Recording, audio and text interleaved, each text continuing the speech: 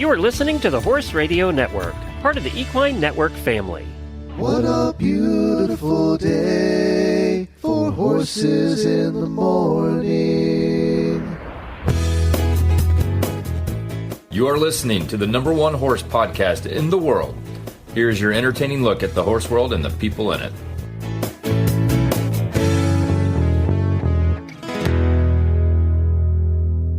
I'm Dr. Allison Marshall. And I'm Dr. John Langlois. And you are listening to the special monthly Chi University episode of Horses in the Morning on the Horse Radio Network for Tuesday, August 27th. Good morning, Horse World. Welcome to our once-a-month look at traditional Chinese veterinary medicine with the Chi University.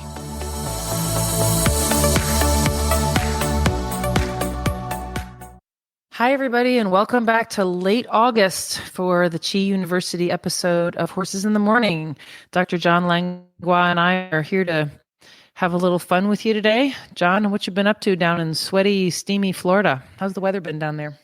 Well, that's a good way to put it. It's sweaty and steamy, but we're getting plenty of rain. So my little bit of crops and vegetables are growing very well, and the flowers are doing good. Nice. So I'm enjoying that part. And I'm out treating some horses, horse cases, and still for teaching at the Chi and mentoring students, and it's a lovely balanced life.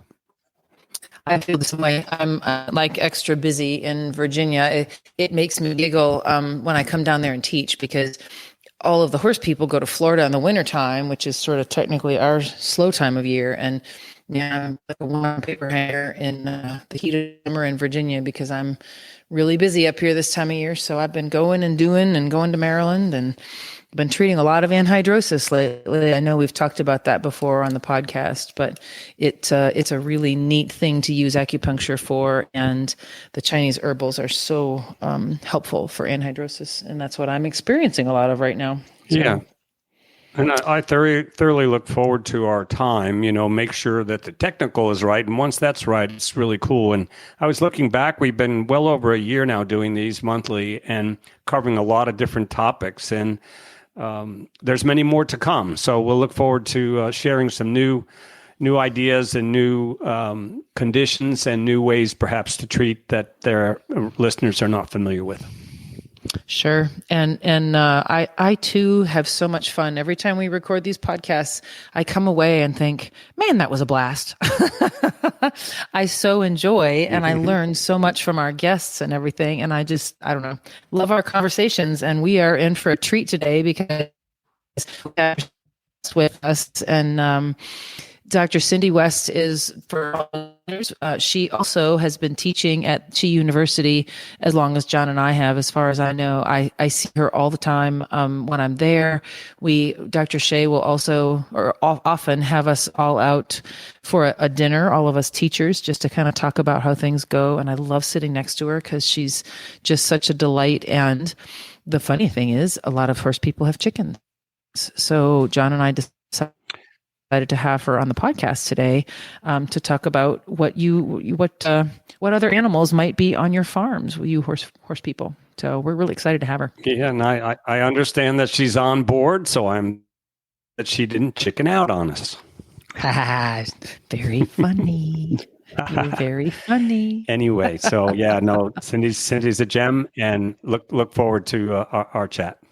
Hey, so we have Dr. Cindy West with us today, and John and I thought we'd switch it up a little bit for y'all, because we know that a lot of horse people have chickens. So we have Dr. Cindy West with us, who is a general, all-around fabulous, I will needle anything acupuncturist, and she's done a lot of work with chickens. So we're really happy to have her on the podcast today. Cool. Well, I know Dr. John wanted to make a comment, but I will just say that, well, go ahead, Dr. John, you say your bit, and then I'll say my bit. Yeah, no, I just wanted everyone to know that that's what we're at. It's a situation where a lot of the equestrians and farms have chickens on the farms, and they're dear to them, and they're actually wonderful pacifiers to the horse. So that's what we're talking about today, is chickens on the farm. Cool. Yes. And I had written down that probably the first question any self-respecting equine owner would want to ask is, why in the world would I want to have these two-legged feathered little things that my horse could squish wandering around my barn? And I would like to encourage you to think about these nice little chickens are anything but chicken. They are great tick control. So they're going to reduce Lyme's disease and other tick-borne diseases around, not only for your horses, but for your dog companions as well. They are great companions, as Dr. John said, to your horses. There's many pictures of chickens sitting on the horse's back, just snuggling down, happy as can be, though you do have to watch for random eggs in the feed boxes, and they do produce eggs. So they're just great all-around companions to have around the barn. Yeah. And we'd love to kind of get your take on, what kind of things that you find with chickens, the problems that you tend to see, and, how you might manage that, and talk a little bit about what TCVM could do for the chicken in some circumstances. So we're going to let you share with us. Sure. And please interrupt at any point along the line with any questions. So as with all the critters, y'all know me pretty well, Dr. John and Dr. Allison, that yes, I will pretty much treat any critter that exists, if they'll let me get close enough. And, of course, chickens, those of you that have them, and I would say, while I'm not a primary equine vet, more than 50% for sure of my equine clients do have chickens around the barn, most commonly as really small flocks, maybe 5 to 8 or 10 hens.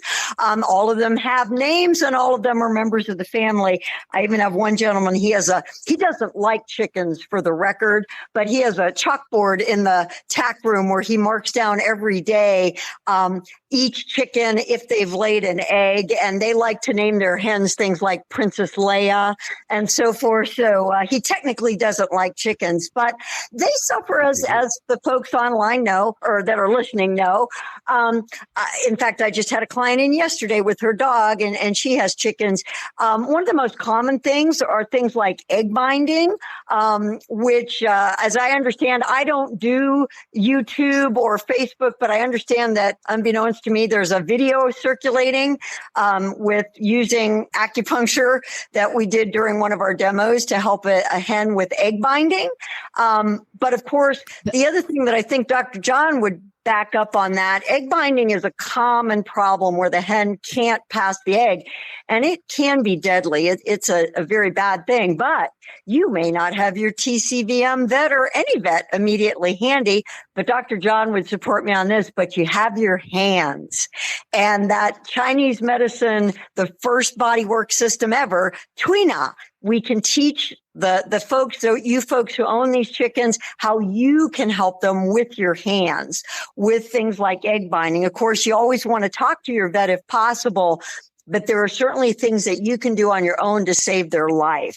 So egg binding is a real common thing that we see in these hens, and TCVM is wonderful. The other thing we would use TCVM for, as you guys know, in these patients, once we relieve that immediate problem, they're likely, unfortunately, to get egg bound again, particularly in older hens and hens that are maybe not up to 100% best health. So then we can use things like herbal medicine that your veterinarian can get for you to help get them stronger and help prevent the problem in the future. So that's a wonderful thing. Tell everybody what you're doing on that little video. If you all Google chickens and acupuncture, Dr. Cindy West will come up, and she just, what I saw, and you tell me if I'm right or not, is that you place one needle in the head of the chicken and it pretty much goes to sleep, and plop, out comes the egg. Yeah, that was, and we were lucky that we happened to have the chicken on a wooden table, and we were lucky that the video was running, because normally that would not be running. But this was during one of our classes at the Chi University, where many of your veterinarians are studying to both practice on your horses, your chickens, your dogs, your cats, whatever have you, even your spiders, I would say. And they had brought the chicken in for a demo. We were to do a demo that day, and as it turned out, she was a bit egg bound. It was just by chance that she happened to be. We were going to show how how to do acupuncture on a chicken for veterinarian studying. And we put the first needle into the acupuncture point on the top of her head, which we commonly use for relaxation. And sure enough, boom, immediate egg. I don't think it was 10 seconds, maybe 15, before she laid the egg on the video. Well, when I saw the video, I kind of, I've watched it several times because I thought it was quite fascinating. And, I saw that you had to maybe make 3 little attempts to try and get the needle in the proper place, meaning a little bit deep enough to get to what we call go to the chi or de chi. And so the chicken tolerated it, and we would like to expand on that a little bit and say in general, how do they tolerate? But what I saw was the chicken began to relax, and then it just kind of went into this little bit of posturing mode, and that took about 5-10 seconds, and then it shook its head, and then the egg was there. And it was almost like I just let myself go ahead and do it. And it was truly remarkable to see. Right. And you're right, Dr. John. I tell people honestly, well, the main reason that I started doing acupuncture on birds after coming to study with Dr. Shea was nobody told me I couldn't. That was the main reason I started to do it. And birds, I would say birds and horses are the 2 animals, well, and cats. I'm going to put cats in there too, that they get acupuncture. They really get it. Birds love acupuncture. Chickens are the easiest because just of their nature, they're very grounded. They're typically a calmer type. Even the nervous chickens are calmer than a lot of other birds. For example, parrots or other birds that people might keep. But birds love acupuncture. And you're right. I think it's because when we place the first needle and we go hunting for the reaction, the dai chi, that's where it belongs. They do. They just relax. They fall asleep. Hawks fall asleep. They just fall asleep. And then it allows them, in that case, to release the egg, to go ahead and they're relaxed enough, because when they're uncomfortable and in pain, like your horse, like your dog, like yourself, they can't relax. They can't release those muscles to allow the egg to pass. And that's one of the things that this can help.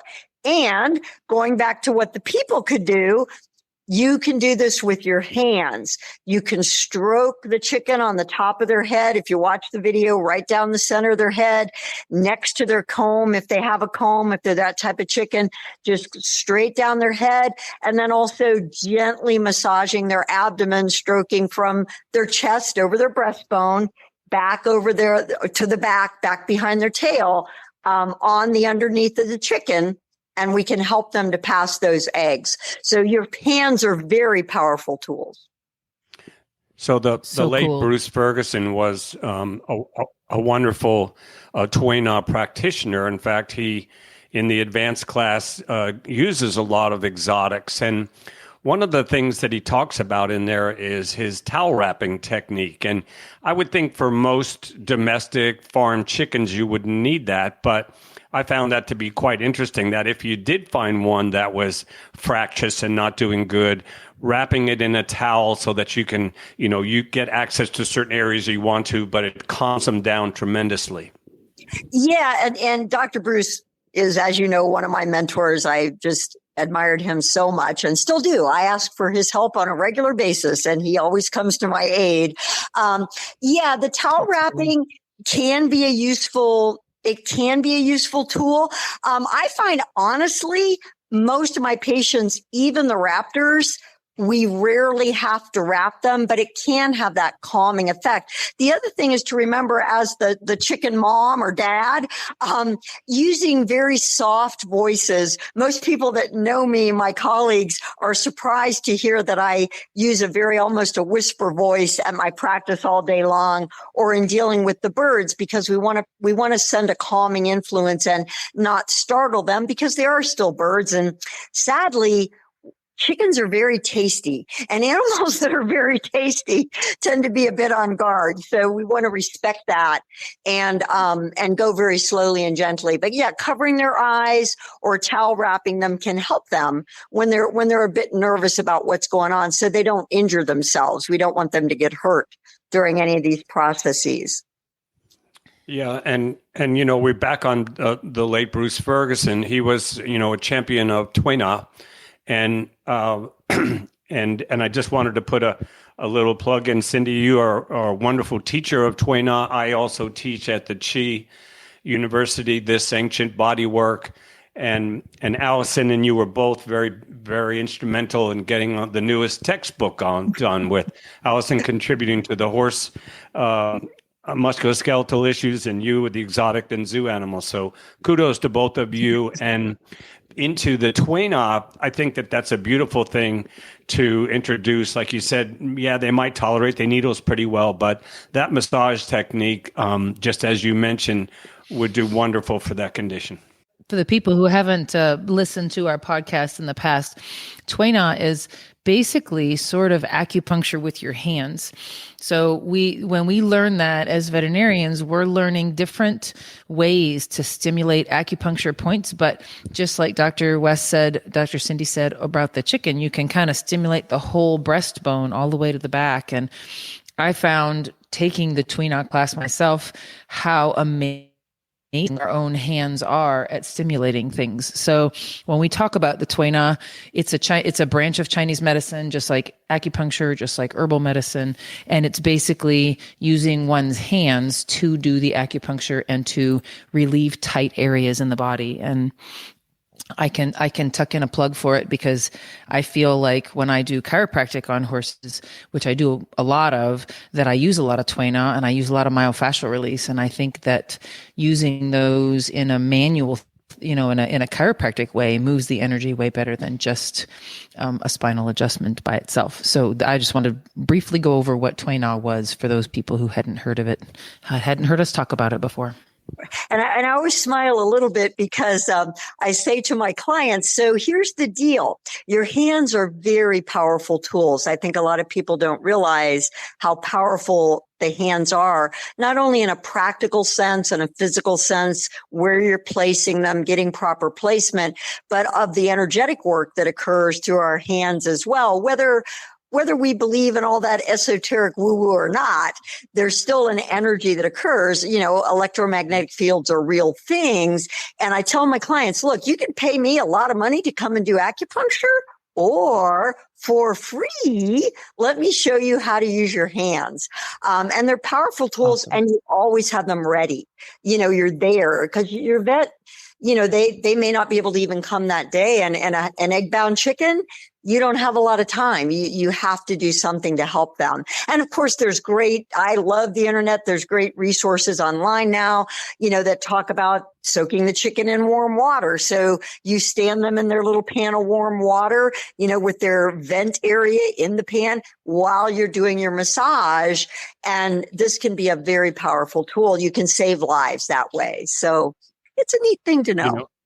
And additionally, I received a video last year, and I know both of you are familiar with our Kuriana stick. And this is a tool to use for therapeutic massage. And it's I got sent a video of a chicken with Kuriana stick being used on it. So I have that I'll share that with you sometime, Cindy. So we can also, if you want, use that little bit of device, a little bit of brush to actually help in our Tui-na process.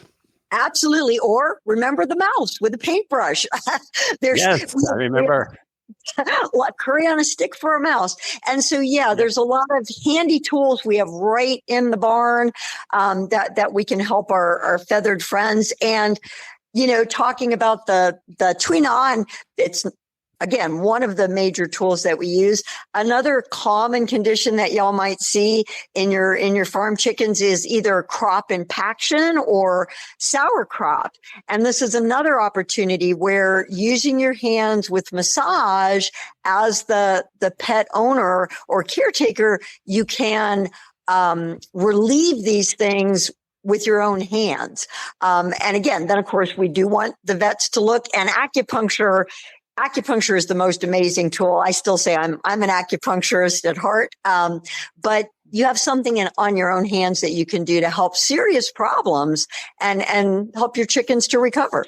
I raised pigeons again for almost 9-10 years, and I dealt with a lot of these things of the egg bound and, crop impactions or sour crops. And so, yeah, the hands make a lot of sense to be able to get in there and just manipulate them and try to move the qi in the blood, which is what we're trying to do in TCVM. Yep, we talk about restoring and maintaining health. That's what we're out to do. And as I said, I don't want to diminish the need or the appropriateness of getting your veterinarian involved as soon as possible. But part of what I try to do in my practice is to empower my clients, and I'm sure Dr. Allison and Dr. John do as well, with the equines to, have tools that they can use, curry on a stick, to actually truly affect their health and well-being long-term and in between those professional visits. It's nice to be able to do something to help all of the animals in between the professional visits as well. So this is a very valuable tool at my practice anyway, and I'm sure it is for yours as well. Yeah, and herbal medicine. How do you get the chicken to take their herbs? Dr. Allison, did you want to throw something in there before I said about the herbs?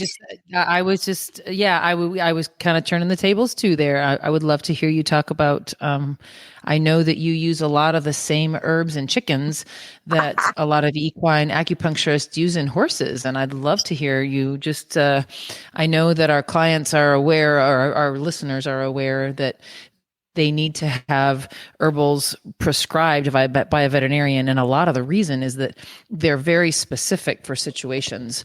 Unlike acupuncture, there's a lot of good that can come from putting needles in a lot of different ways. Herbs are very specific for certain sicknesses. And if we prescribe one that is incorrect, we can make a situation worse. But I would love to hear about how you are using herbs in chickens. Sure. Well, and that's how I share it with my clients as well. I always say, well, acupuncture, and for all of us who've studied for so many years, it's kind of the no-brainer tool. I mean, it's hard to make it go wrong.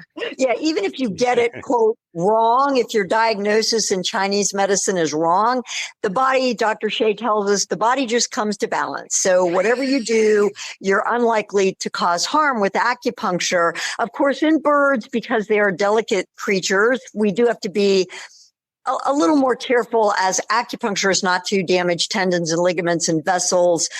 We don't use a lot of hemoacupuncture. That's where we bleed acupuncture points. Those of you with horses have probably seen your equine vet intentionally make an acupuncture point bleed, particularly around their hooves, the Jingwell points and such.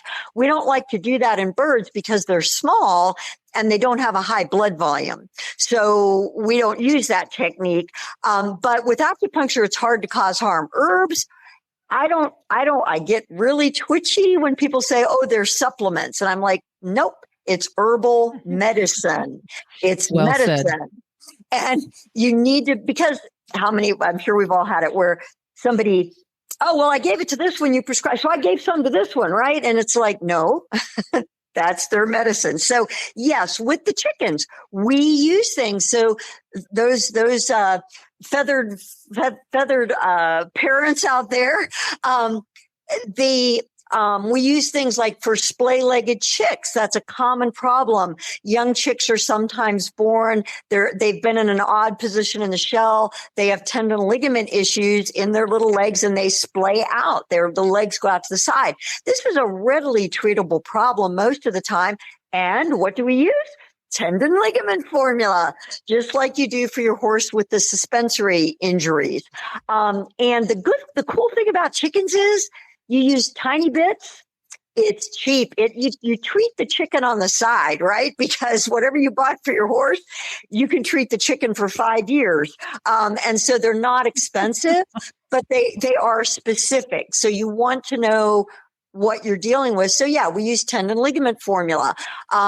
Those sour crop or those impacted crop chickens, we use an herbal medicine called Bahirwan, which is commonly used for horses that have digestive stagnation. They get those colic type things. Bahirwan is useful to relieve that. We use it for impacted crops and chickens. Chickens are easy peasy. birds are so easy to get herbs into, unless they're truly inappetent. That's another story. But because they are omnivorous and they'll eat little bits of canned dog food, canned cat food, you can easily put their herbs in little meatballs and they'll scarf it right down.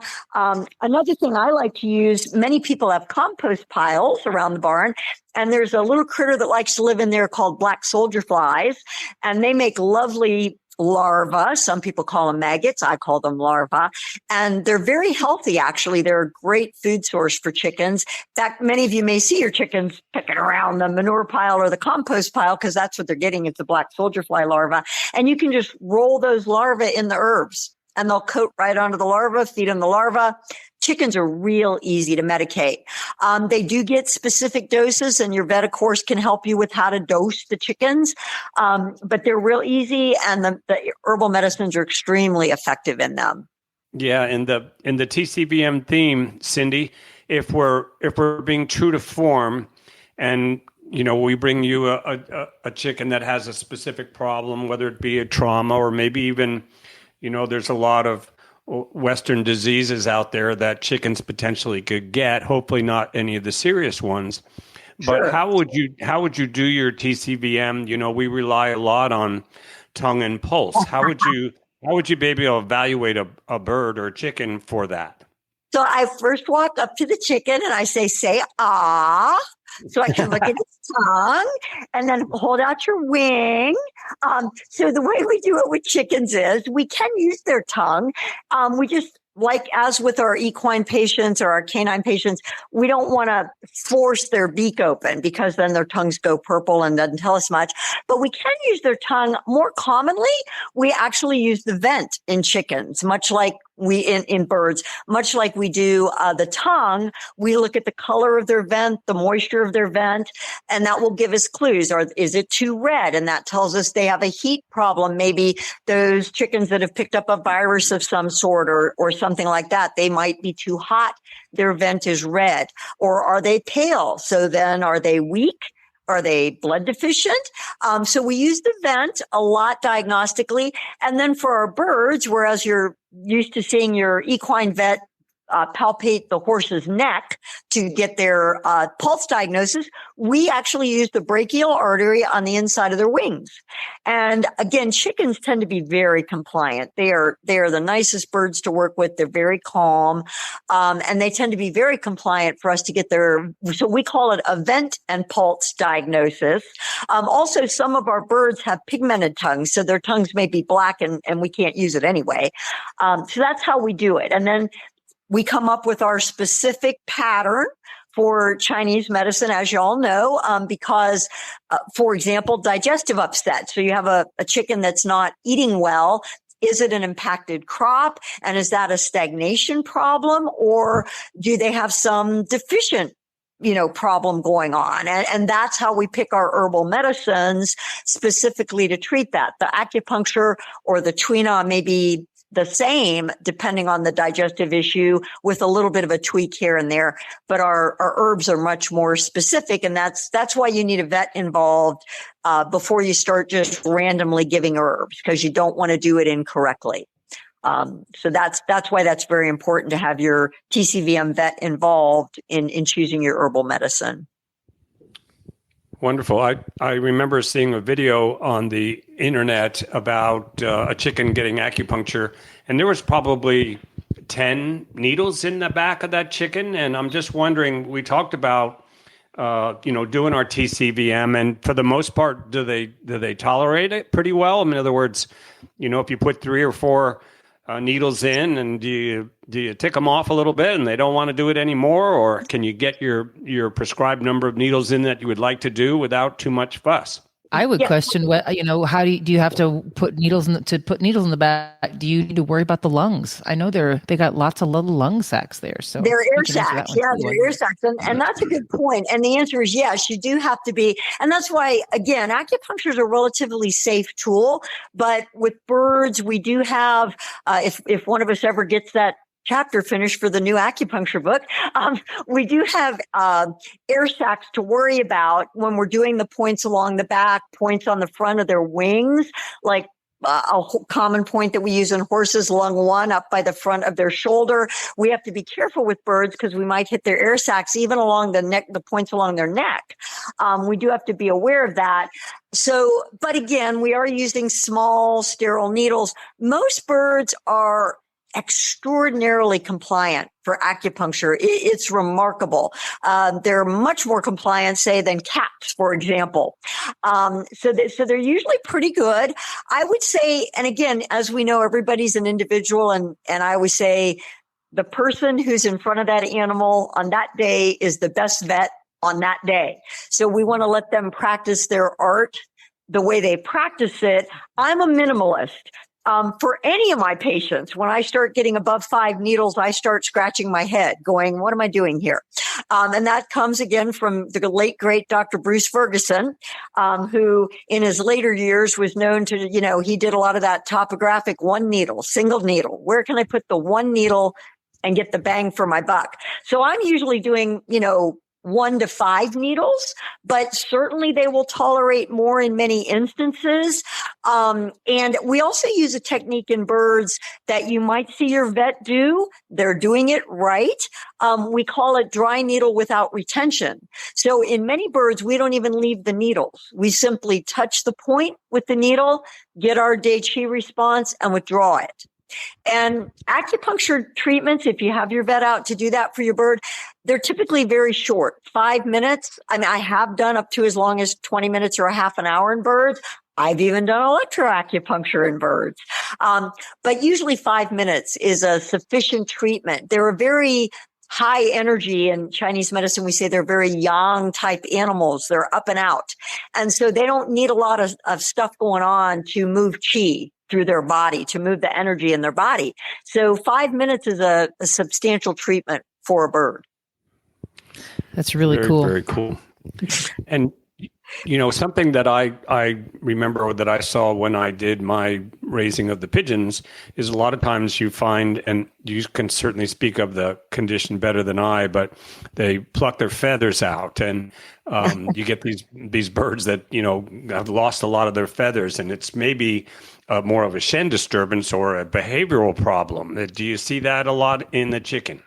Interestingly, most of the chickens that I see, because the vast majority that I see are small, what we call small backyard flocks, 3 to 8 or 10 chickens, and they have a good life.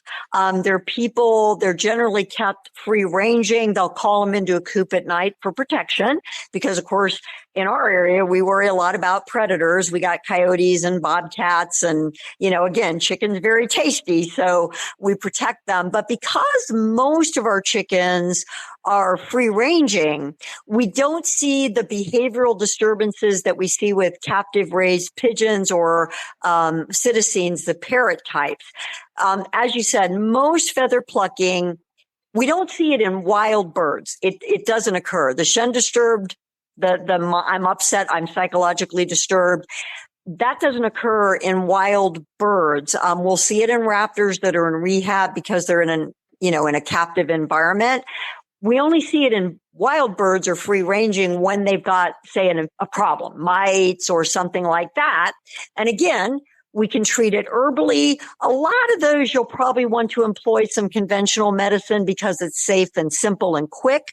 But then we support their immune system. So short of a parasitic infection, the only other thing we see is some hens, particularly, when they're laying or post-laying molts, they'll get an excessive molting, or if they're at the bottom of the pecking order and either it's the other birds traumatizing them or they're psychologically stressed and they pull feathers. And again, these, I will say, after practicing with avians for 37 years now, the only truly effective treatment for the psychologically induced problems, and I would even say the post-molting or the post-laying molt, is TCVM. Now, there may be other complementary medicines. I don't know much about homeopathy and such that may work, but in my world, that's a TCVM problem, and we can really help them. Again, acupuncture, herbal medicine, but lifestyle changes. If you've got a hen that's at the bottom of the pecking order, figure out a way to cut her a break, give her some safe zone where she's near the flock, but not being, abused. And some roosters can be a bit aggressive with the hens. And so then we have to think about reorganizing the flock to help them. But TCVM is a wonderful tool. Acupuncture, when we get into the Shen disturbances, there's several herbal medicines. So it's hard to even talk about, as you all know, dealing with the equines. There's so many herbal medicines that can be used. But I would say a common one for hens is guipitan, because they get spleen qi deficiency because they're laying and they're losing a lot of their qi energy. And so that herbal medicine tends to help them a lot, and it gives them a little more confidence and makes them feel a little better. But yeah, TCVM is a great tool for your feather plucking, whether it's an external parasite or more of a flock problem or a psychological problem because of their position or their recent egg laying. Very helpful tool. Wonderful. And so now what you would recommend for any equine endeavor, farm endeavor, for the Shen disturbed horse, they need to get and open up a flock of chickens to help them. Absolutely. Because and remember too, for those of you so some of you may have the Western pleasure bent, and I'm happy to report they have this lovely little covered wagon affair. It's a portable coop for your chickens, because one of the problems people have in keeping chickens on the farm, if they're not free ranging, is they'll kind of destroy, if you keep them in a little yard, they kind of destroy the yard. The chicken manure will burn the grass, and then you have to move them. And there's this lovely little covered wagon thing. It's the cutest thing to look out in the fields and see the little covered wagons for the hens moving around. And yes, they do help the horses. So many horses love their chickens. They bond with them. And as I said earlier, the chicken will leave, if they have regular feed boxes, they'll often leave them a present every morning in their feed box, a little egg. So it's wonderful. Wonderful. They're great therapy for your horses. And, another thing that we had talked about, some chickens will get problems with what we call pododermatitis. They'll get infections in their feet, either from inappropriate roosting things. Again, little chicks, if you're raising up little chicks, you can't get them onto perches and roost too early or it'll hurt their feet. They have to have a little soft bedding for them when they're young. And then if the roosts are too high, a lot of things that have become common now, people like these giant breeds of the chickens. I mean, they're kind of somewhat frightening sometimes when you meet them. And if their roosts are too high, they injure the little pads of their feet. When they jump off those roosts, they can injure their feet. And so you want to make sure their roosts are a proper height. But should you get a chicken with pododermatitis, that can be a challenge to treat. And so again, we use a lot of times hot hoof too. So you've had a horse with laminitis. Now your chicken has pododermatitis. Don't use it without talking to your vet first. Don't just randomly use herbs. But in addition to soaking their feet and wrapping their feet and keeping them clean, using Yunnan Bio is a very useful tool. But talk to your vet about using the herbs to treat the pododermatitis along with acupuncture. Again, they're great. I have multiple pictures of various birds with needles in their feet where we're treating the pododermatitis, as well as other points that you all are familiar with along their neck and their back to clear heat and help their immune system.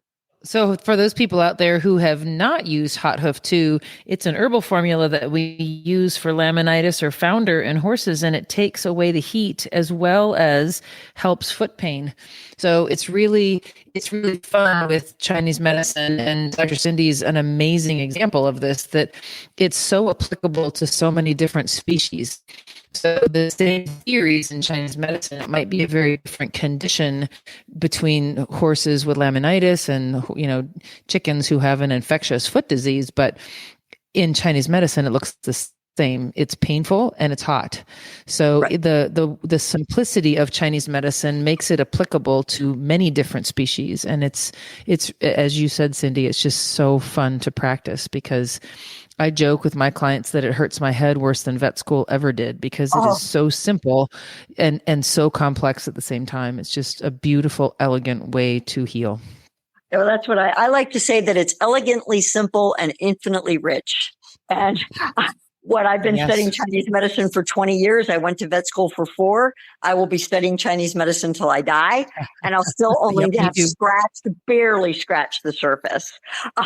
It's just that way. But interestingly, when you say, Dr. Allison, about the hot hoof too, because we talk about in Chinese medicine with the horses. So yes, their feet are inflamed, but there's actually an internal disruption in their liver gallbladder channel.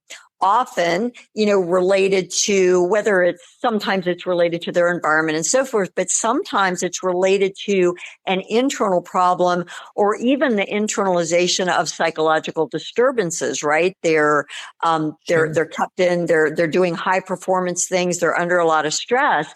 Maybe they're being fed a high energy feed that warms them up as well. This all stresses their liver. The liver gets upset and then it affects their feet. And we kind of can see the same thing in chickens, believe it or not, because even though, as I said, the free ranging ones don't tend to have these problems, but if we keep them in a coop and they're not really being birds, they get that liver qi stagnation. They get the same thing. And then it shows up very similar ways. So it's kind of interesting how it applies across the species.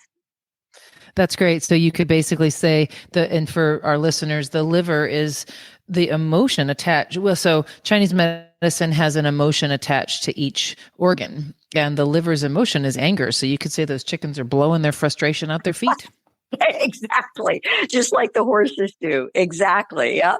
So it's an amazingly fun thing to do. And I think most of my clients are surprised, first of all, A, that we can practice on chickens, and B, that the chickens are so compliant and so receptive, and they respond very, very well to the treatment. I mean, we see all kinds of injuries. They get injured, and we can treat them again with many of the herbal medicines. Those chickens that get to live long enough, they get arthritis.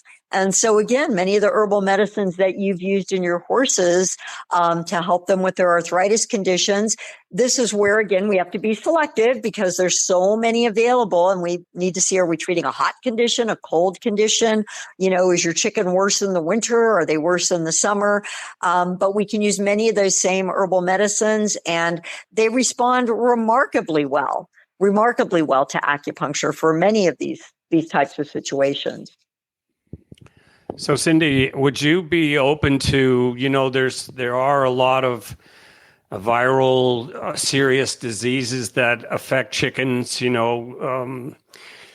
fowl pox and so many different influenzas and many different, contagious diseases. I think you would be a fantastic person that would consult for some maybe larger operations that are dealing with this on how to manage them in addition to what they may approach in a Western sense. Would that be something you would be open to? Yeah, sure. Now, I don't deal a lot with, if you will, herd medicine or flock medicine on the large basis. Again, most of my patients are individualized. And of course, the biggest problem we went up against with larger operations is, we have to comply, particularly depending on what they're raising the chickens for. We do have to be careful about the FDA and various rules and what are they okay. And, we do know most of the herbal medicines are safe and they're not going to be, in the meat or the eggs. Some things might have a withdrawal time. Most things do not. But yeah, there could be a number of programs, just like I'm not sure about the horses because I don't deal with large barns and things, more individualized. But I don't know if you all use, for example, Yin Chow or Jade's Green 8. If there's a viral problem going through, these things might be very good preventives. And, when you start talking, I start thinking, Yin Chow, Puxi Xiao Du Yin. There are some viral causes of, for example, stargazing in chickens. And we have great success using herbal medicines like Fuji Zhao Du Yin for that kind of a thing to actually resolve the problem. But on larger flocks, I'd be open to it. I would think it would be great, but we would want to be really careful if they're being raised for egg production or meat production, whatever, that we make sure we don't get anybody in trouble with anything that we're doing. But I think they could be useful tools preventively for sure.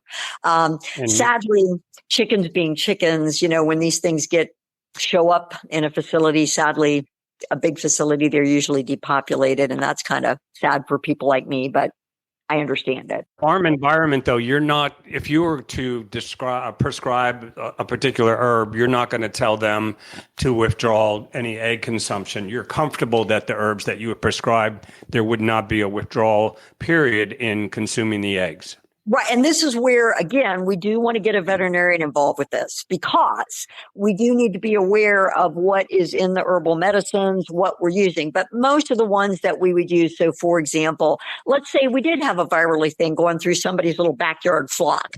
And I might say, let's put all the chickens on yin chow. That's a common preventive herb for these things, as you guys know. Let's put everybody on yin chow. We've got 5 chickens here. Let's put everybody on yin chow for a week or 10 days preventively, so that everybody else doesn't get sick. I do that with kennel cough dogs and things like that.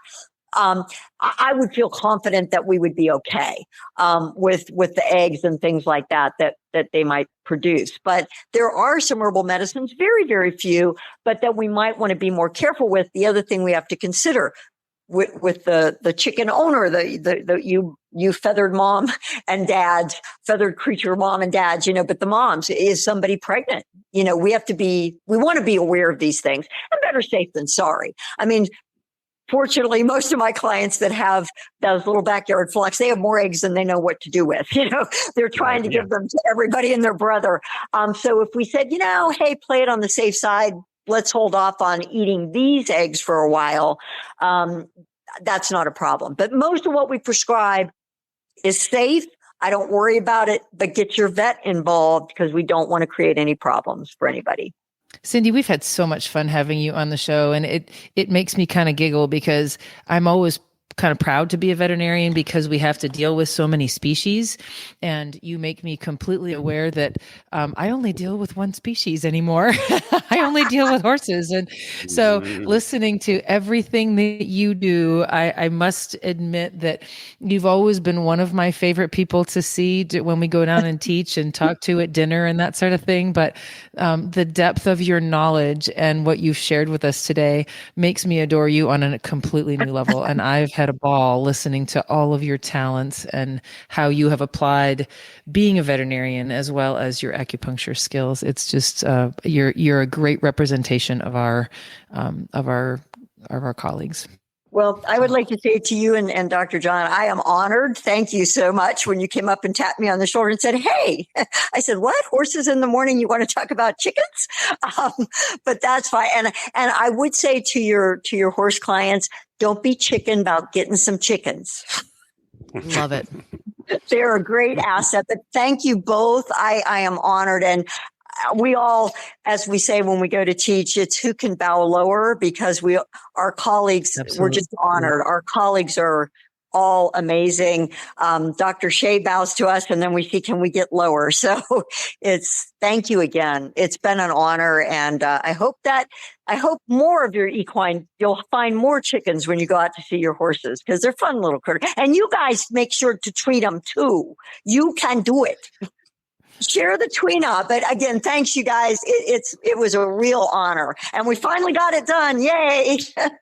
Well, John, that could not have been more delightful. I'm actually thinking about even trying to put a needle in a chicken. I probably need to go shadow Cindy for a day or two just to really get the hang of it and make sure I do no harm. But what an awesome medicine to use with these little creatures that so many people enjoy.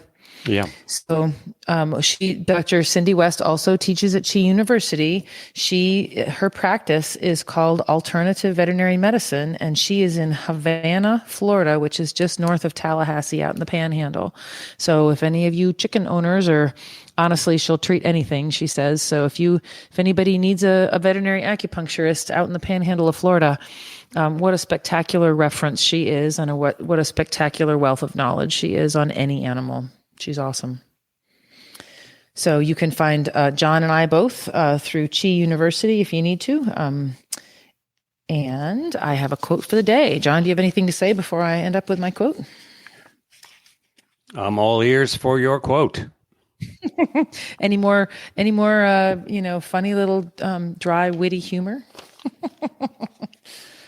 All right. Well, I don't really want to get fouled up with all that. Ha ha ha. Oh, come on. Ha ha. Yeah, very good. See, I knew you could do it. Awesome. All right. I have a quote that is attributed to somebody named Savannah Guthrie. Life is not a fairy tale. If you lose your shoe at midnight, you're drunk.